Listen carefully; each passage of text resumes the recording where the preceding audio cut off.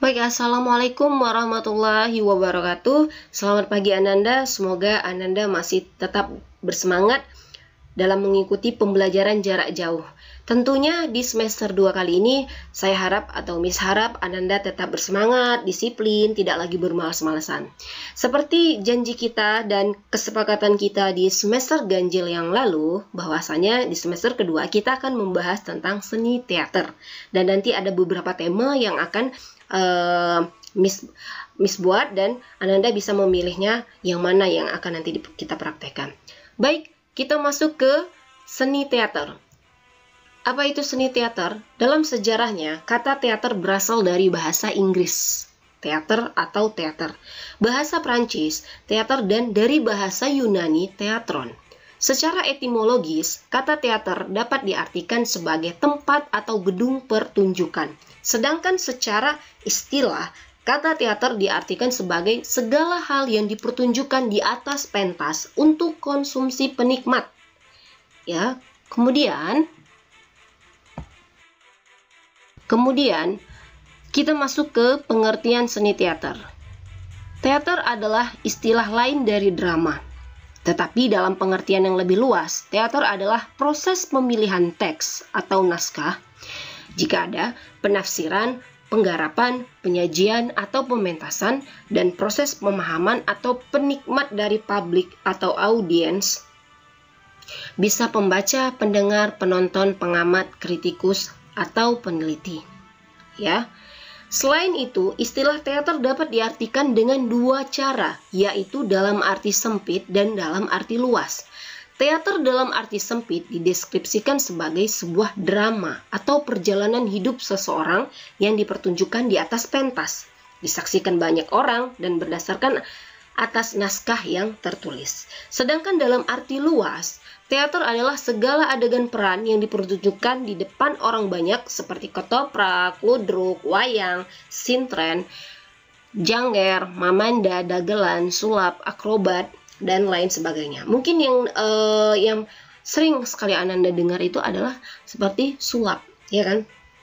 Kita tahu bahwa sulap itu banyak trik-trik yang mereka pelajari untuk menayangkannya kepada audiens atau mungkin disaksikan secara live.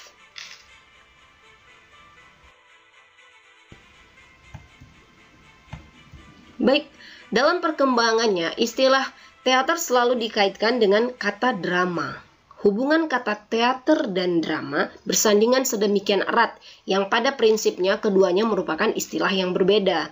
Drama merupakan istilah yang berasal dari bahasa Yunani kuno atau draumai yang berarti bertindak atau berbuat. Dalam bahasa Prancis, drame menjelaskan tingkah laku kehidupan kelas menengah. Ya, itu dalam bahasa Prancisnya. Kemudian dari penjelasan di atas dapat disimpulkan bahwa istilah teater berkaitan dengan pertunjukan, sedangkan drama berkaitan dengan peran atau naskah cerita yang akan dipentaskan. Jadi, teater adalah visualisasi dari drama atau drama yang dipentaskan di atas panggung dan disaksikan oleh penonton. Dengan kata lain, drama merupakan bagian atau salah satu unsur dari teater. Ya. Dengan kata lain, bahwa drama merupakan bagian salah satu unsur dari teater. Ya, seperti materi kita ini, seni teater, bahwa itulah unsur salah satunya. Kemudian,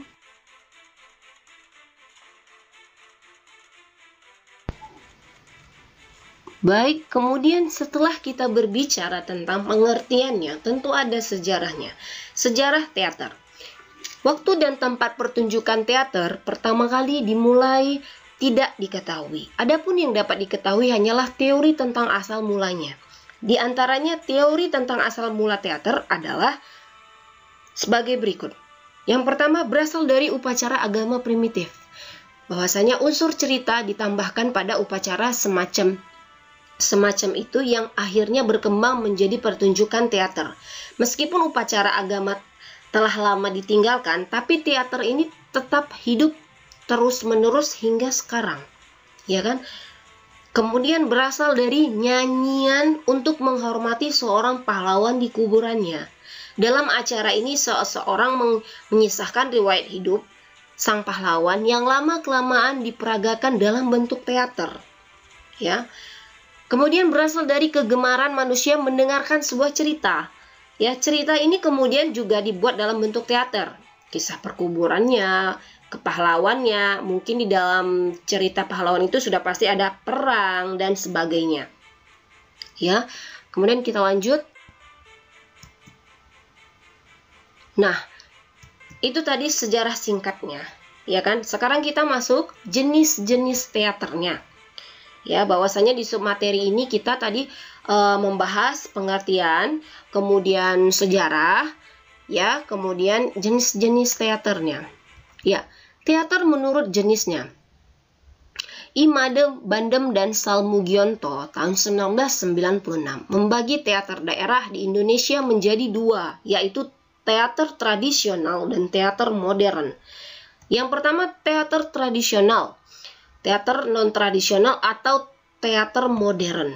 Baik, untuk teater tradisional biasanya juga disebut teater daerah yang tersebar di seluruh wilayah Indonesia. Di antaranya adalah ketoprak, ludruk, seperti yang tadi ya, Mamanda, Dulmuluk, Arja, Lenong, dan masih banyak lagi.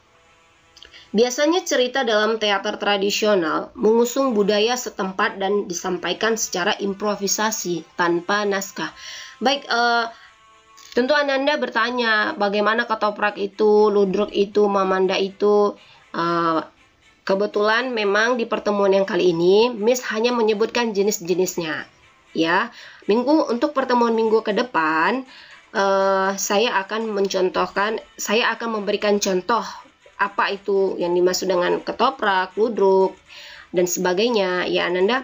Jadi sabar dulu, ini saya memaparkan dulu apa itu jenis-jenis teaternya. Jadi kita sebelum masuk ke praktek tentunya harus tahu dulu teori-teorinya seperti apa.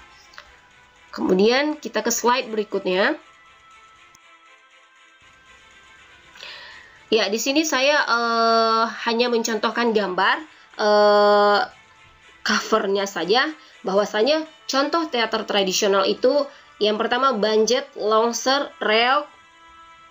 Ini gambar-gambarnya banjet seperti apa, longser seperti apa, reog seperti apa, dan bagaimana adegan-adegan yang ada di dalam banjet, longser, reog itu kita akan bahas di pertemuan yang berikutnya.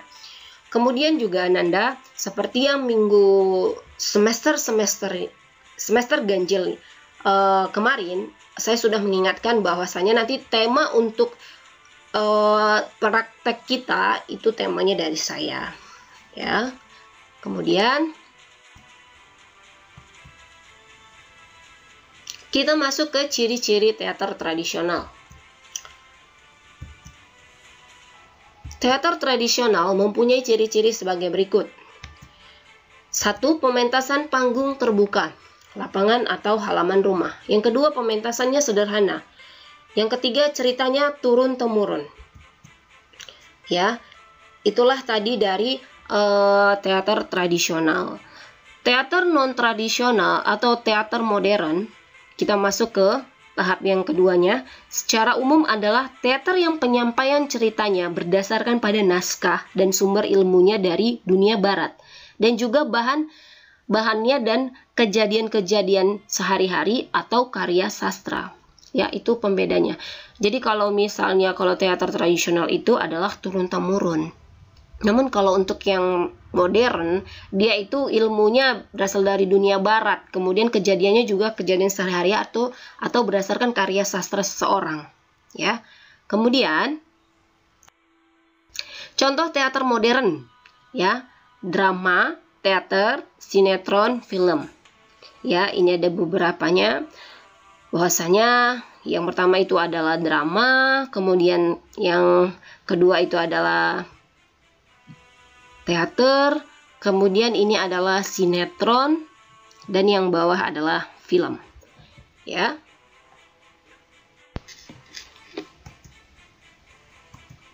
Baik, kalau ciri-ciri teater modernnya, yang pertama adalah panggungnya itu tertata. Kemudian ada pengaturan jalan ceritanya. Tempat panggungnya juga tertutup, berbeda dengan tradisional. Dia bisa di alam terbuka, di halaman terbuka, dan yang lainnya. Kemudian kita ke teater menurut penyampaian ceritanya. Ada teater improvisasi, ya, tanpa naskah. Kemudian teater berdasarkan naskah. Teater menurut bentuk pertunjukannya, yaitu dibagi atas teater tutur, teater gerak, teater boneka, drama, dan drama musikal.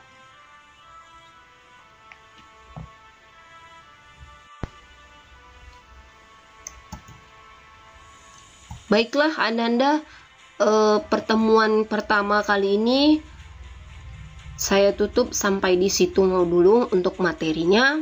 Untuk yang contoh dan praktek kita nantinya serta tema-temanya nanti kita akan bahas di pertemuan kedua.